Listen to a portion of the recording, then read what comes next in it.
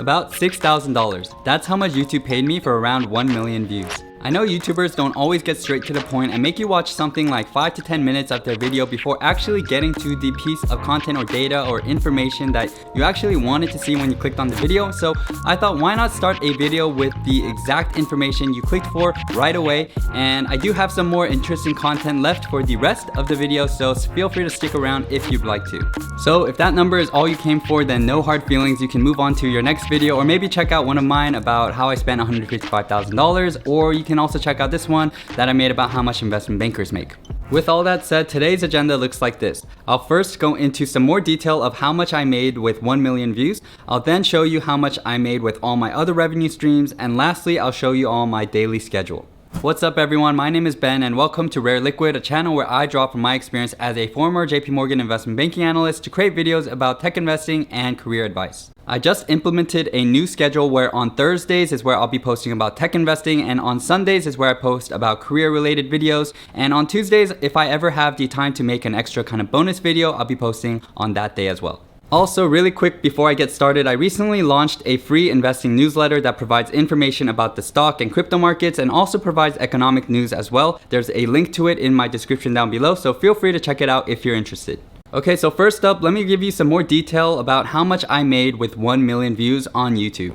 Just as a bit of background, I started my YouTube channel on January 18th, 2021 and was monetized starting March 14th, which requires 1,000 subscribers and 4,000 watch hours. I'm going to be showing you guys two different revenue amounts, and let me just jump into them right now. The first one here is how much YouTube has paid me since I earned 1 million views from the very start of my channel, and this includes 2 months when I was earning views but was not monetized, and my revenue here was $5,756.06. This second one here is from when I first got monetized onwards, and in this time period I earned $6,126.36, so not that much of a difference. So like I said at the start of the video, I earned about $6,000 from 1 million views, and let me now share a little bit of insight with my channel and the growth that it's had so far. As you saw in both of the previous charts, there was a huge peak in the middle, and that's because one of my videos about how I spent my JP Morgan salary went semi-viral. This video accounts for basically half of the 1 million views and also earned me about half of my entire revenue, with $3,110.77 coming from just this one video. When this video was going viral, I earned a peak of $415 in one day, which was just super mind-blowing to me, and as you can see, it has since then fallen back to a much more normal amount. In case you find it interesting, here are also the top 5 videos that earned me the most revenue on my channel.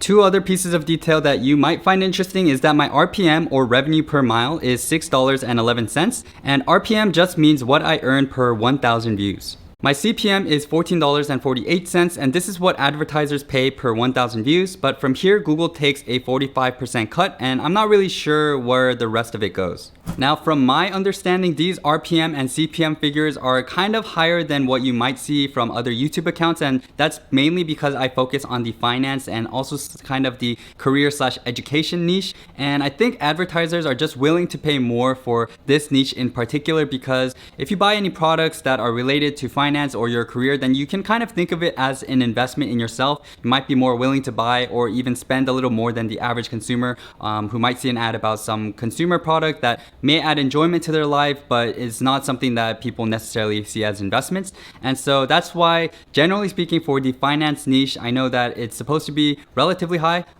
If you have additional information about this as you're watching this, and maybe I'm completely off or something like that, just let me know in the comments below, as that'd be really helpful for me to know as well. While you're commenting, please also let me know if you'd like to know anything else about my YouTube life. I just started this, whole career 5 months ago, and I think there's so much value and potential in the content creation type of space.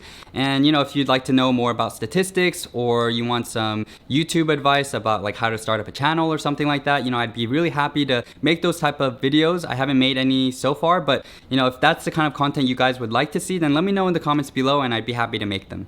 Next up, let me provide you with some info on my other revenue streams. Besides YouTube ad revenue, I've been earning an income with 2 other sources, and those are Patreon and sponsorships. Starting with Patreon, this is a very common way a lot of finance YouTubers earn an income.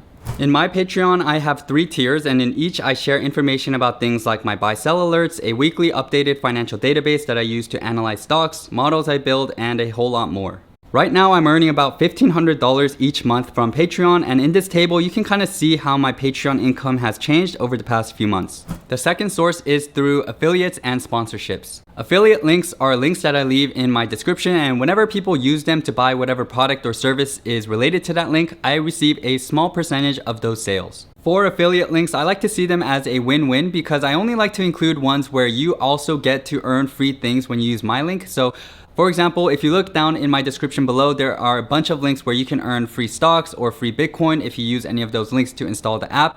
And you do have to sometimes deposit something like $100 or something like that, but you can also just withdraw that money back after a week or two. So it's pretty much like free money. For sponsorships, what I usually do is include 60-second sponsorship mentions in some of my videos, and so far I've received something like 30 to 40, maybe 50 offers from different sponsors, and so far I've actually only worked with 3 because I try to work with ones that really fit my audience and really have a really good product or service. Now, I can't provide exact numbers for how much these sponsors are paying me for each video because that's kind of against the rules of our contract, but what I can tell you is that with roughly 30,000 subscribers, which is around what I have right now, each sponsor I work with pays around $500 to $1,000 per sponsorship mention in each video.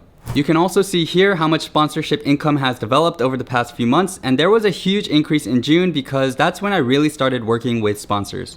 In total, without counting anything in July, I've earned $5,922 from YouTube ad revenue, $3,869 from Patreon, and $4,800 from affiliates and sponsors, which brings us to a total of $14,591.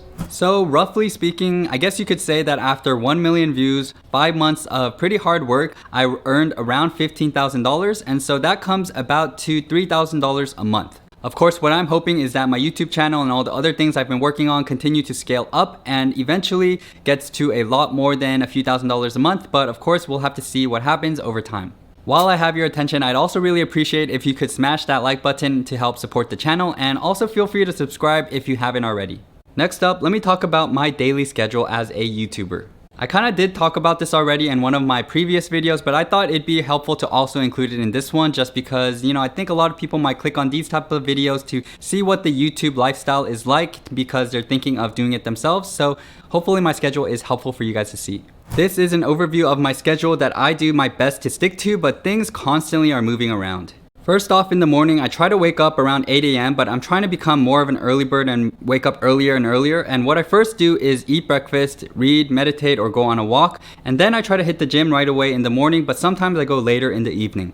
I try to do all of this, healthy mindfulness type of stuff in the morning because not only is it just a great way to start your day, it's also a really good reminder for me just kind of subconsciously that to always prioritize my health, which I think is the most important thing in life. Then afterwards, I would ideally work on a TikTok video and post on Instagram and Twitter, but I haven't really been posting on those platforms lately, but I plan to a lot more moving forward. I then eat lunch and focus on creating content for the rest of the day, and that can mean doing research, filming videos, or writing scripts.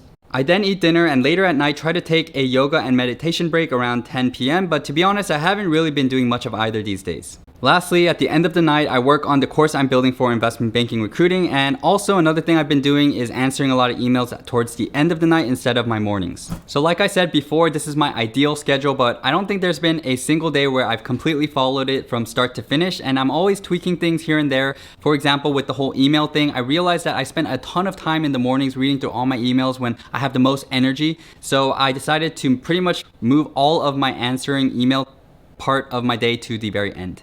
And if you couldn't tell already, I'm a pretty organized guy. I like everything just being kind of set out for me on my calendar. So at least I consider trying to do all of these tasks.